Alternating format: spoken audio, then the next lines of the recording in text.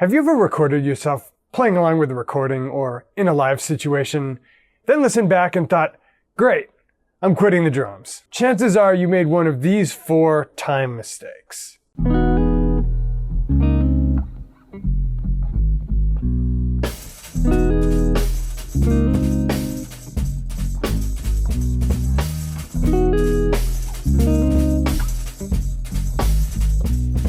If you haven't practiced much with a metronome, or recorded yourself playing along with recordings, they might surprise you. But ignore them at your own peril, because even if you can't hear them as you perform, other musicians, and more importantly the audience, can. If you've never done this before, do me a favor. Record yourself playing this phrase. 3, 4.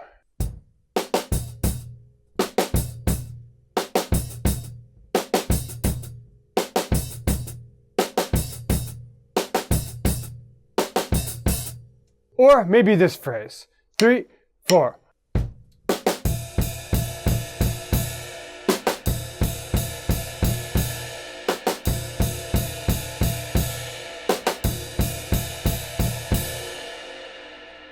Now listen back. If it's in time, congrats. But if it's not, I'll bet it's rushing. Why? Because our brains all evolved for the same purpose. And that's why we all have the same blind spots when it comes to perception. One of them is losing track of the larger pulse when feeling upbeats. But luckily I'm going to show you a quick exercise to train it out of yourself. And when I say quick, I mean you can practice it 5 minutes a day. It's still going to take a couple years for it to fully manifest itself in your live playing. What I'm going to do is I'm setting the metronome here for 85 beats per minute. And I've got the 8th note subdivision on, and we're actually going to feel this on the offbeats. So let me show you.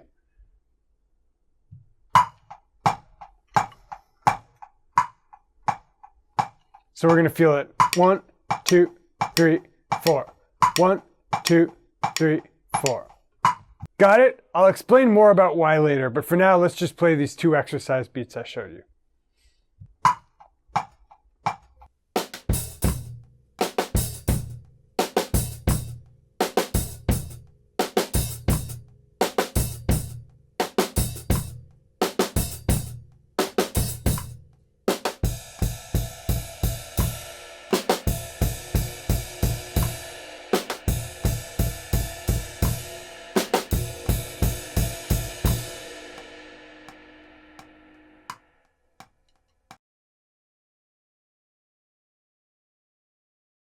Time for another record yourself challenge. This one combines elements of the beat from last time with something new. Here we go. 2, 3.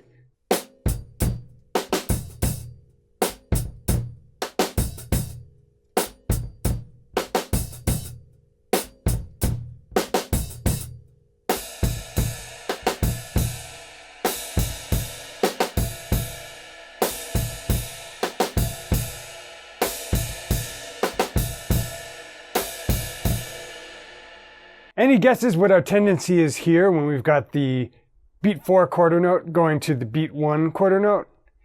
If you guessed drag, you guessed correctly. Those same brain tendencies that cause us to rush upbeats tied over the bar line often cause us to drag downbeats. Luckily, the remedy is the same.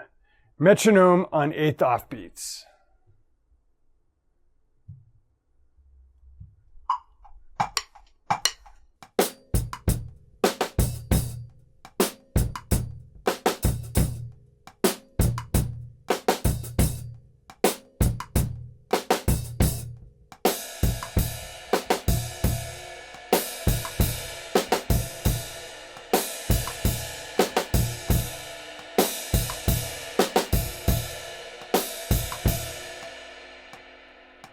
If you're feeling really advanced, you can also use a placement once a measure, like this. 2, 3, 4. 2, 3, 4. 2, 3.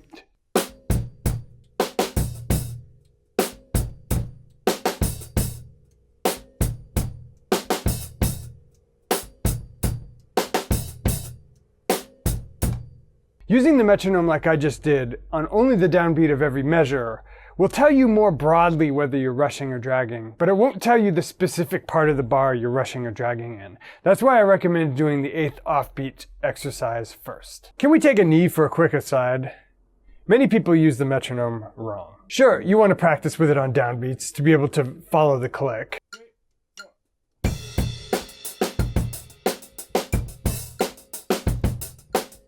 But that's exactly what you're reinforcing, following the metronome.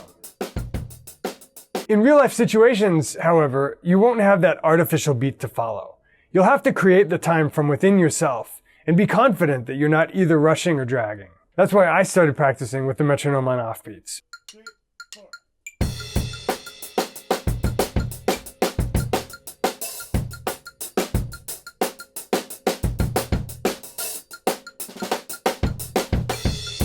Or in infrequent placements.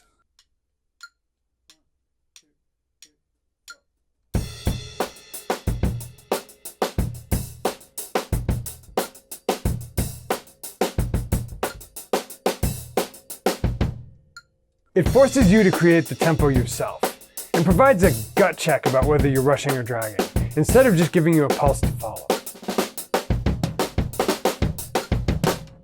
Okay, back to the tendencies. Next recording challenge. Record yourself playing this and then listen back to it. 3, 4.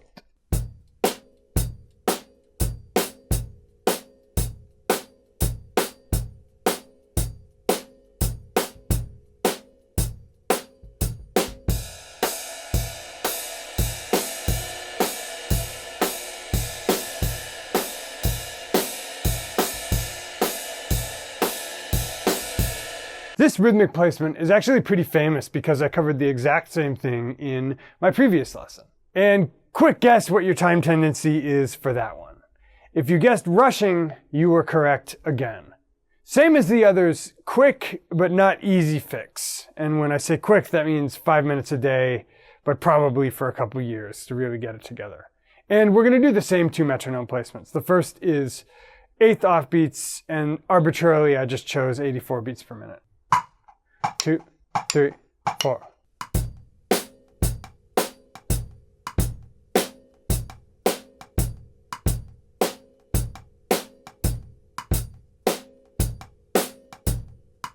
And now we're going to do the once a bar. 2, 3, 4. 2, 3, 4.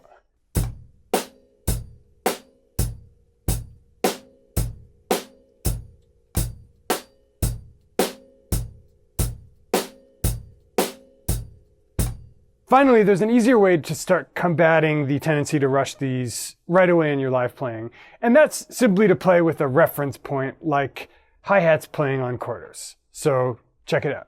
3, 4.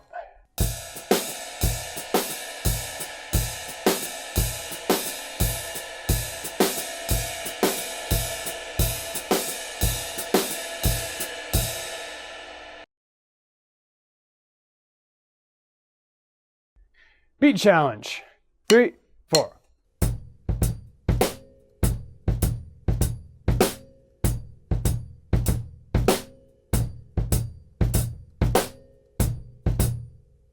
So this one's a little bit more physical in its origin, and for that reason it might be unique to drummers. For reasons I've discussed in other lessons, it's tough to play the kick drum 2 beats in quick succession. It's a skill that takes a while to develop, but we still want to play beats that require that. So we do a little mental gymnastics.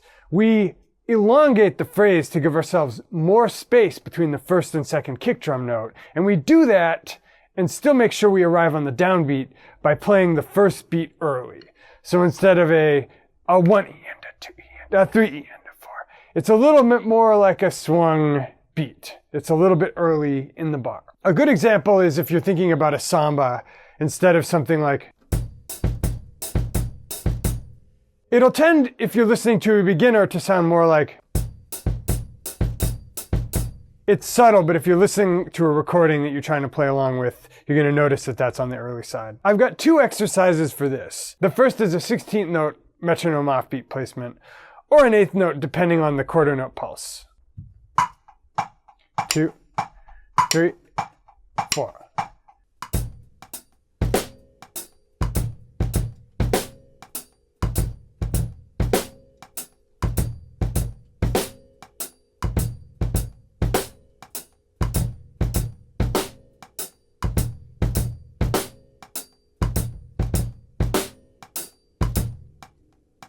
The next is actually changing the beat you're playing by filling in some sixteenths on the hats, and then, if necessary, taking them away.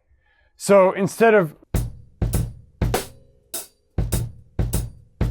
you could use a sticking like 3, 4.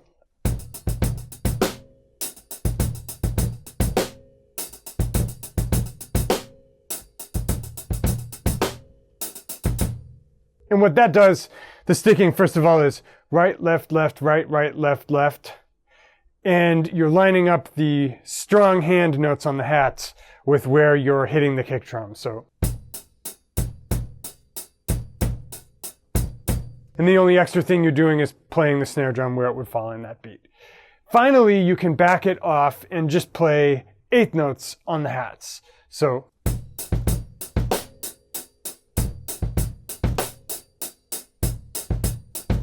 so that whole progression would sound like 3, 4.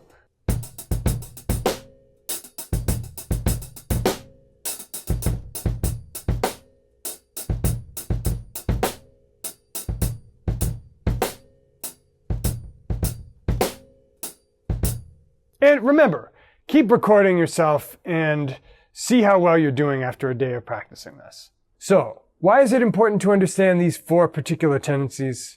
A few reasons. First, it should serve as a wake-up call that we don't sound the way we think we do, unless we train ourselves. An untrained drummer will rush and drag in predictable places because of those brain biases. But, and maybe this is the most important part, those tendencies aren't musical.